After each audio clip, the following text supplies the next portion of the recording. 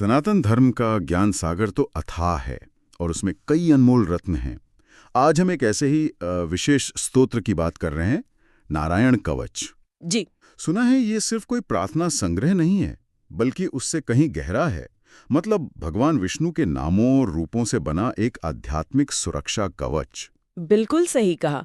जैसे पारंपरिक कवच शरीर बचाता है ना, वैसे ही ये नारायण कवच हमारे ग्रंथों के अनुसार मन को, आत्मा को और यहाँ तक कि जीवन को भी अलग अलग संकटों से बचाता है। एक तरह की आध्यात्मिक ढाल कह सकते हैं इसे। तो आज हम इसी पर थोड़ी गहन चर्चा करेंगे।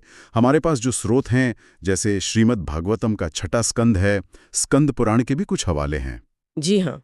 तो इनके आधार पर समझने की कोशिश करते हैं कि ये नारायण कवच आया कहाँ से, इसका मतलब क्या है और इसे इतना अहम क्यों माना गया है। मतलब क्या खास है इसमें। हाँ, और देखिए ये समझना ज़रूरी है कि ये कोई आजकल की नई व्याख्या नहीं है। इसकी जड़ें बहुत पुरानी हैं, पुराणों तक जाती हैं। श्रीमद् भागवतम में तो श्री शुकदेव जी ने खुद राजा परीक्षित को इसका उपदेश दिया था। वो इसका मुख्य स्रोत है। अच्छा, तो चलिए आज की चर्चा का मकसद साफ करते हैं। ये कवच क्या है, इसका पौराणिक बैकग्राउंड क्या है, और सबसे दिलचस्प कि इसके पाठ से या सिर्फ याद करने भर से कैसी सुरक्षा या फायदे जुड़े हुए माने जाते हैं। ये विचार ही अपने आप में कितना अनोखा है। मंत्रों से बना एक अदृश्य कवच। आइए इसको जरा खोलते हैं। हाँ बिल्कुल। और इसकी शुरुआत ही एक बड़े महत्वपूर्ण प्रसंग से होती है, जैसा श्रीमद् भागवतम में है। छठे स्कंद के 8वें अध्याय में राजा परीक्षित असुरों से देवताओं की हार और इंद्र की मुश्किलों के बारे में सुनते हैं। तब वो ऋषि शुकदेव जी से पूछते हैं कि भाई नारायण ने इंद्र की रक्षा कैसे की थी। बस इसी सवाल के जवाब में शुकदेव जी नारायण कवच का उपदेश देते हैं। अच्छा, तो ये सीधे राजा को उपदेश के तौर पर दिया गया। जी हाँ, शुकदेव जी कहते हैं, और ये पहला ही श्लोक है भागवतम 6.8.1 जो इसका सार बताता है। श्री शुकवाच अथ ते संप्रवक्ष्यामि कवचम नारायणात्मकम यन्वेत्ति परम शत्रु स्वप्नेपि रिपुनाशनम। और इसका मतलब क्या हुआ? सुनने में तो बहुत शक्तिशाली लग रहा है। इसका भाव है, हे राजन, अब मैं तुम्हें वो नारायण स्वरूप कवच सुनाता हूँ जिसके प्रभाव से, जिसको जानने या धारण करने वाले के सामने शत्रु सपने में भी डर कर भाग जाता है। देखिए, यहाँ सिर्फ जानने या धारण करने से ही शत्रु पर एक मनोवैज्ञानिक असर की बात है। ये ज्ञान की शक्ति दिखाता है। यानी सिर्फ मंत्र जान लेना ही अपने आप में एक ताकत बन गया स्रोत के हिसाब से। तो ये तो जो हम कवच सोचते हैं उससे बहुत अलग है। बिल्कुल अलग है। ये ज्ञान और स्मरण याद करने की शक्ति पर टिका है। और सिर्फ भागवतम ही नहीं, स्कंद पुराण में भी एक जिक्र आता है।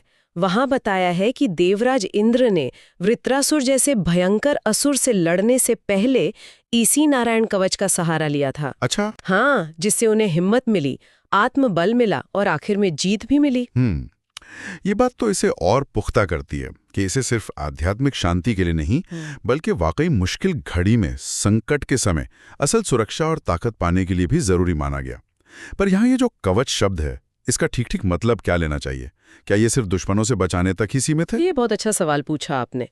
देखिए, शाब्दिक अर्थ तो वही है, आमर, सुरक्षा कवच, ढाल। लेकिन स्रोत बताते हैं कि इसकी सुरक्षा का दायरा कहीं ज्यादा बड़ा है। ये सिर्फ बाहरी दुश्मन या खतरों से नहीं बचाता। तो फिर और किस चीज से? ये बचाता है रोगों से, बीमारियों से, नकारात्मक ऊर्जाओं से, जैसे भूत प्रेत वगैरह की बाधाएं मानी जाती हैं, अचानक होने वाली दुर्घटनाओं से, और यहाँ तक कि मानसिक क्लेश, डर और चिंता से भी। ऐसी मान्यता है। अरे वाह, तो ये तो सुरक्षा की पूरी परिभाषा ही बदल देता है, शरीर से लेकर मन और आत्मा तक। और ये जो मानसिक क्लेश से बचाव वाली बात है, ये तो आज के जमाने में शायद सबसे बड़ी जरूरत है। बिल्कुल। और यहीं इस कवच की गहराई पता चलती है। ये सिर्फ फिजिकल लेवल पर नहीं, बल्कि मेंटल, इमोशनल और स्पिरिचुअल, मानसिक, भावनात्मक और आध्यात्मिक तीनों स्तरों पर सुरक्षा की बात करता है। श्रोत में एक और श्लोक है, भागवतम 6.8.3, वो इसी तरफ इशारा करता है। क्या है उसमें? उसका भाव ये है कि जिनके सिर्फ स्मरण मात्र से, सिर्फ याद करने भर से जन्म मरण के बंधन से मुक्ति मिल जाती है, उन प्रभावशाली भगवान विष्णु को नमस्कार है। तो सोचिए, ये कवच सिर्फ इस जीवन की सुरक्षा नहीं, बल्कि परम मुक्ति, मोक्ष के रास्ते में भी मददगार माना गया है। ओह, इसका मतलब ये हुआ कि ये सिर्फ एक रक्षा का तरीका नहीं है, बल्कि ये तो भक्ति और आध्यात्मिक तरक्की का भी एक रास्ता है। आपने बिल्कुल सही पकड़ा। इसका महत्व सिर्फ संकट दूर करने तक नहीं है, ये भक्ति से भी बहुत गहराई से जुड़ा है।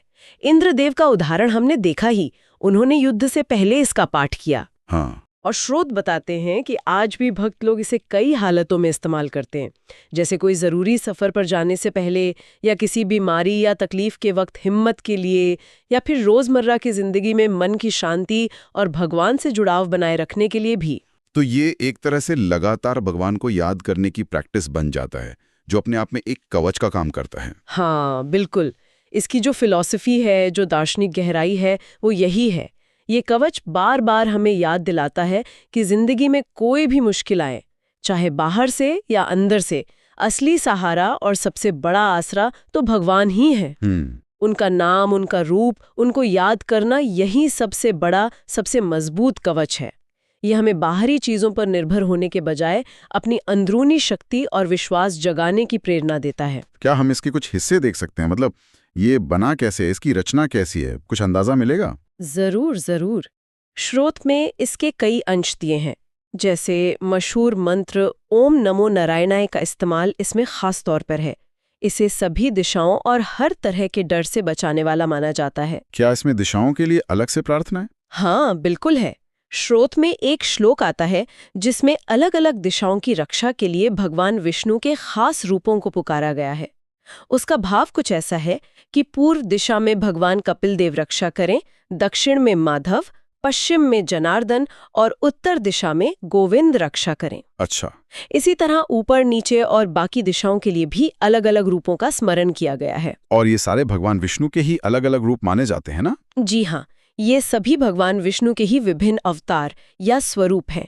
हर रूप को खास शक्तियों और सुरक्षा के पहलुओं से जोड़ा गया है। इतना ही नहीं, एक पंक्ति है, अंतर्बहिष्य मा नित्यम नारायणः पातु सर्वतः। इसका क्या मतलब हुआ? इसका मतलब है भगवान नारायण मेरे अंदर और बाहर सब जगह हमेशा रक्षा करें। ये दिखाता है कि ये कवच कितना फैला हुआ है। दिशाएं, शरीर के अंग, मन, आत्मा, अंदर बाहर हर पहलू को ये कवर करता है। ये तो वाकई बहुत ही व्यवस्थित और डिटेल्ड सुरक्षा का इंतजाम लगता है। अब आते हैं सबसे अहम बात पर। स्रोत के मुताबिक इसके पाठ या स्मरण से असल में फायदे क्या-क्या होते हैं? देखिए, स्रोत में कई फायदे गिनाए गए हैं। सबसे पहला और शायद सबसे अहम है मानसिक शांति और स्थिरता। ऐसा शायद इसलिए होता है कि जब आप भगवान के नामों पर ध्यान लगाते हैं तो मन दुनिया की चिंताओं और डरों से हटता है और एक बड़ी शक्ति में विश्वास आपको एक ठहराव देता है। और वो जो अदृश्य संकटों से रक्षा की बात थी, उसका क्या मतलब है?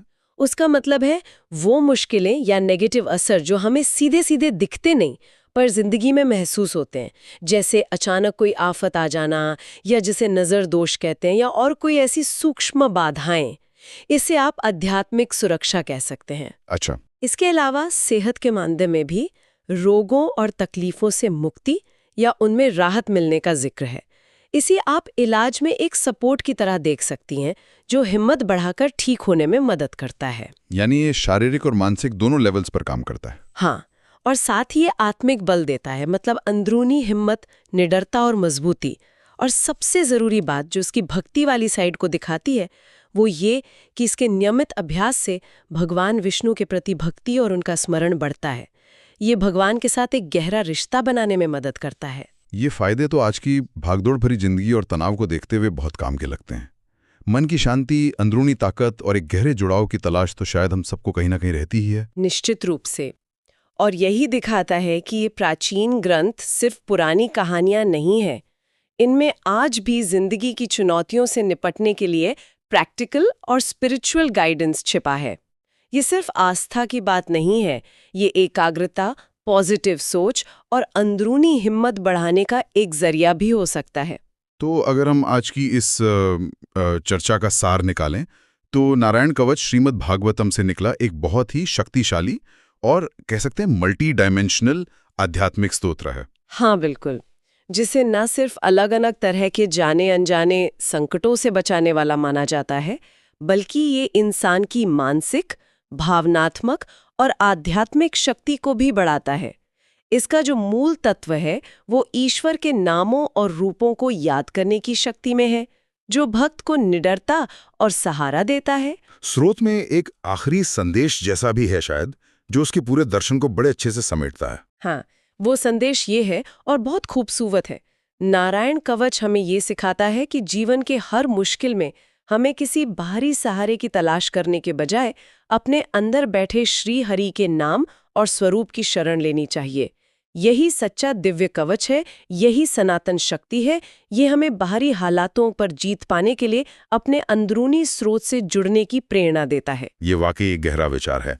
सुरक्षा को बाहर ढूंढने के बजाय अपने अंदर अपने विश्वास और स्मरण में खोजना। सही कहा आपने।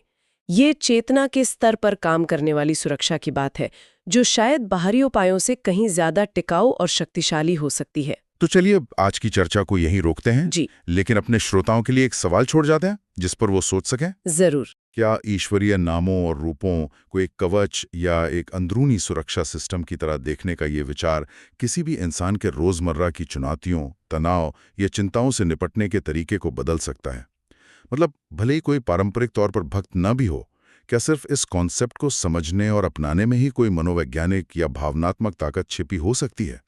इस पे जरूर सोचिएगा।